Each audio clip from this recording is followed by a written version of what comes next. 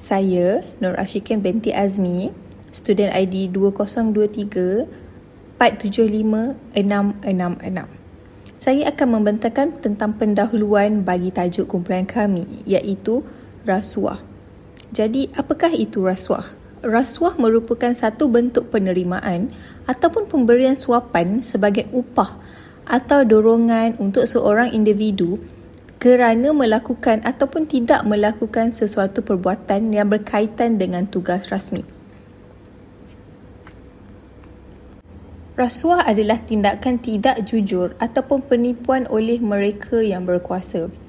Rasuah menawarkan, memberi ataupun menerima apa-apa yang bernilai tujuan untuk mendorong seseorang untuk bertindak ataupun memberi penghargaan kepada seseorang yang telah bertindak.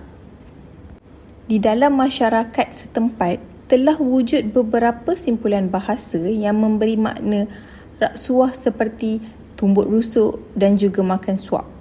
Perkataan rasuah itu sendiri berasal daripada perkataan Arab yang berbunyi al-rishwah. Di dalam Al-Quran, rasuah digolongkan dalam kata umum iaitu batil, iaitu melitupi juga perkataan jenayah yang lain seperti merompak, memeras ugut dan menipu.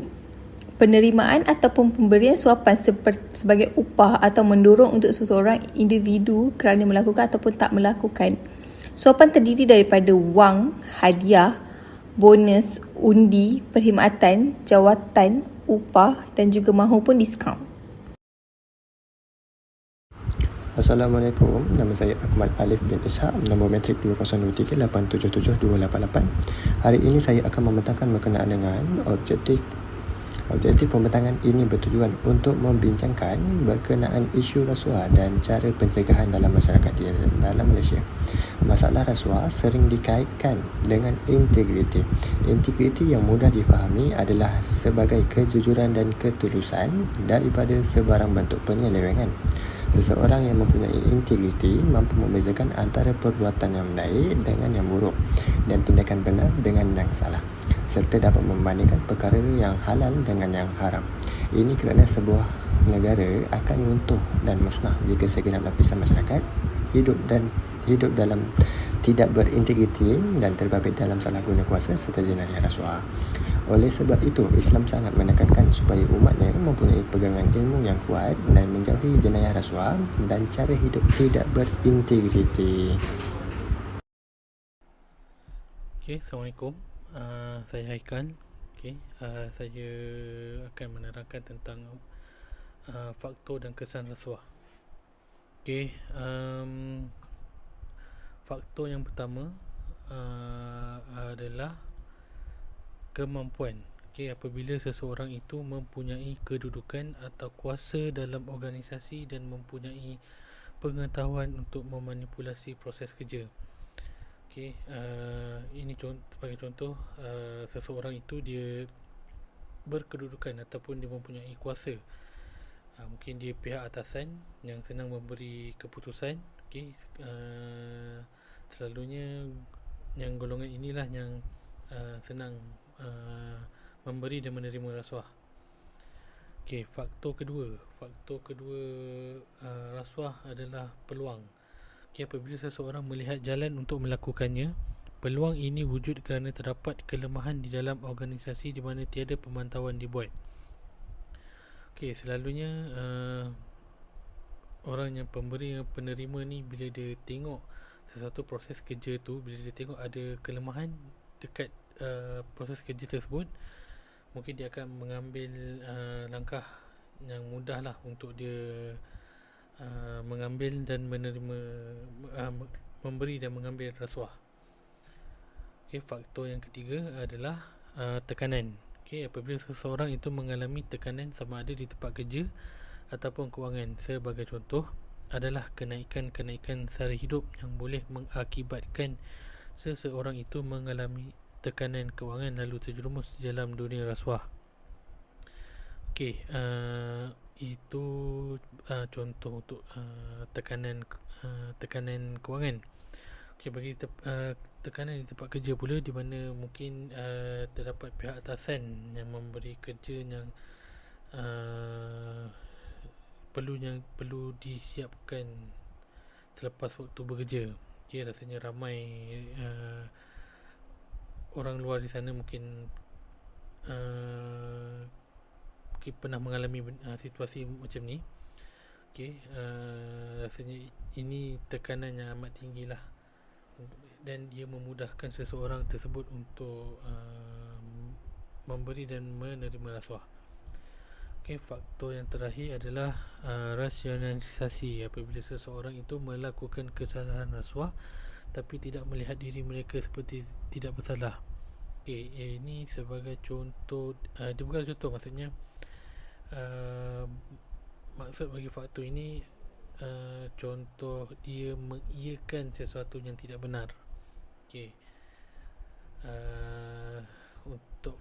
Untuk faktor 4 sajalah. Okey,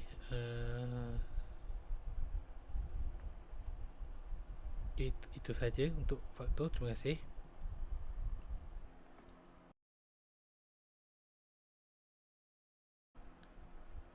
Okey, ini penerangan tentang kesan pengambilan rasuah. Okay, yang pertama, kesan kepada umum. Okay, yang pertama, ia dapat meninggikan kos dan sara hidup. Okay, seperti harga barang dan perkhidmatan dinaikkan bagi menampung kos sokongan penjual. Okay, kedua, keselamatan orang awam terjejas. Ketiga, mengancam keselamatan negara, nyawa dan kesejahteraan rakyat. Dan keempat, kerosakan maruah diri, bangsa dan negara. Okay, kesan seterusnya kepada diri sendiri. Okay, yang pertama, ahli keluarga akan dipandang hina. Okay, seterusnya, masa depan pasangan dan anak-anak akan gelap. Okay, rasanya ini semua tahulah, kalau kita ambil rasuah dan pasangan kita dapat tahu, dan anak-anak mungkin dapat tahu. Okay, mungkin masa depan pasangan anak-anak tu mungkin gelap lah. Okay, mungkin bila anak-anak tu di sekolah, mungkin rakan-rakan akan menjauhkan diri ke apa kan. Okay, seterusnya, rakan-rakan memberi pandangan negatif. Okay, ni rasanya bila rakan-rakan dapat tahu, mungkin kita akan dipandang serong lah. Rasanya bukan rakan-rakan, mungkin dekat masyarakat sendiri. Mungkin bila masyarakat dapat tahu, mungkin kita akan dipandang serong. Okay, seterusnya, peluang kerjaya akan terjejas. Okay, ini rasanya kesan yang amat tinggi lah. Okay, mungkin peluang untuk kita untuk apa ni, untuk peluang cari kerja baru ke, ataupun dinaikkan pangkat ke, mungkin terjejas lah, disebabkan latar belakang kita mungkin pernah ada rekod yang kita pernah mengambil rasuah. Okay, dan yang terakhir, tiada keberkatan dalam mencari rezeki untuk keluarga. Okay, ini pun penting juga. Kesan dia amat besar. Maksudnya ialah bila kita mengambil rasuah dan kita gunakan duit rasuah tersebut untuk kita belanja dalam keluarga. Okay, itu mungkin tak ada keberkatan lah. Itu sahaja untuk penerangan tentang kesan pengambilan rasuah. Okay, terima kasih. Assalamualaikum, saya Muhammad Saif Adli bin Abdul Manak. Saya ingin mengulaskan mengenai cara-cara pencegahan membanteras rasuah. Jadi, langkah pertama untuk menghalang salah laku rasuah berlaku di negara ini adalah dengan memberikan pendidikan kepada masyarakat umum tentang amalan rasuah. Jadi, secara definisi, seorang akan memberi rasuah pada individu yang berkuasa atau bertanggungjawab dengan harapan untuk mendapat balasan dalam bentuk kerja atau projek. Jadi, budaya ini perlu dijelaskan dan diingatkan kepada setiap anggota masyarakat, khususnya golongan muda. Walaupun mereka baru berumur setahun jagung, tetapi mereka merupakan generasi yang akan mewarisi kepimpinan negara ini. Jadi sekiranya setiap rakyat mampu menilai sama ada sesuatu tindakan itu dianggap sebagai rasuah atau tidak, barulah budaya atau amalan rasuah di negara ini dapat ditindas sehingga ke akar umbi. Seterusnya adalah menguatkuasakan undang-undang. Jadi amalan rasuah dapat dibanteras dengan pelaksanaan undang-undang dan hukuman yang tegas. Jadi seperti yang kita tahu, kita mempunyai Suruhanjaya Pencegahan Rasuah Malaysia (SPRM) sebagai penguatkuasa yang memantau dan bertindak ke atas salah laku yang melibatkan rasuah. Namun keterbatasan jumlah pegawai dan sumber untuk menguatkuasakan undang-undang adalah terhad. Jadi kita sebagai orang awam juga perlu bertanggungjawab menjadi mata-mata kepada pihak berkuasa. Dan selain itu, Badan Kehakiman Negara juga perlu memastikan perbicaraan yang melibatkan rasuah dilaksanakan dengan pantas dan adil supaya pelaku rasuah tidak bebas untuk memutarbelikkan kenyataan dan mengubah salah laku mereka. Jika pelaku rasuah dibicarakan dengan pantas dan dihukum untuk menjalani hukuman penjara dan sebagainya, nescaya ramai yang akan menjauhi amalan buruk ini. Dan jelas bahawa dengan melaksanakan undang-undang dan hukuman yang tegas, amalan rasuah akan dapat dibanteras secara menyeluruh. Seterusnya, kaedah lain untuk membendung gejala rasuah di negara kita adalah dengan memastikan sektor awam beroperasi secara jujur, telus dan bertanggungjawab. Dalam sesebuah organisasi, pengurus merupakan jawatan yang paling penting untuk menguruskan tugas organisasi tersebut dan menjadi contoh kepada pekerja lain. Begitu juga dengan sektor awam di negara kita, di mana jika pentadbiran negara dilaksanakan dengan baik dan menyingkirkan mereka yang mengamalkan gejala rasuah, pasti sektor lain akan turut serta. Contohnya kes yang berlaku dalam kalangan kaki tangan kerajaan menyerahkan projek kepada mereka yang melebihi harga yang tinggi, bukan berdasarkan kemampuan syarikat tersebut. Jadi hasilnya kita hanya dapat infrastruktur, kita sebagai rakyat hanya mendapat infrastruktur yang ala kadar. Situasi ini sepatutnya boleh dielakkan jika kaki tangan awam, terutama pemimpin negara, melantik syarikat yang mempunyai rekod yang baik. Dan seterusnya ialah kita perlu melaksanakan kempen anti rasuah dalam komuniti yang perlu digerakkan dari masa ke masa untuk mewujudkan satu gerakan yang lebih berkesan supaya masyarakat membenci amalan rasuah yang mampu merosakkan negara. Jadi sebuah gelombang anti rasuah perlu diwujudkan dalam komuniti sekaligus memupuk budaya ketelusan serta integriti.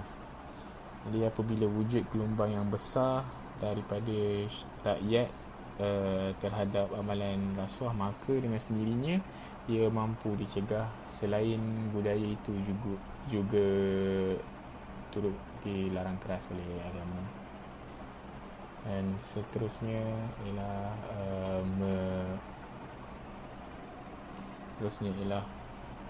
meningkatkan hukuman yang memberikan hukuman yang lebih berat pada pemberi dan penerima rasuah. Jadi